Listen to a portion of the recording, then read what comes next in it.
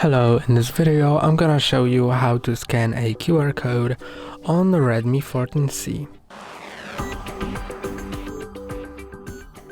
To scan a QR code, go to Google Lens. You can either go there by clicking on Google Lens, this camera icon on a Google widget, or if you don't have a Google widget, go to Google app, and in Google app you can find the Google Lens icon. Click on it.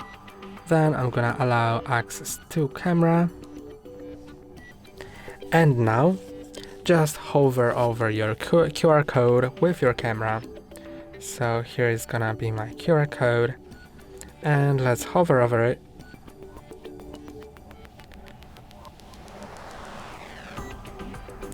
If it doesn't scan, click on the shutter button, and then it will take a picture of it.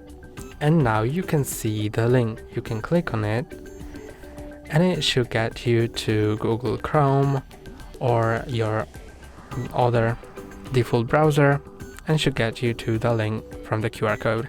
That's all for today. Don't forget to like and subscribe. See you next time.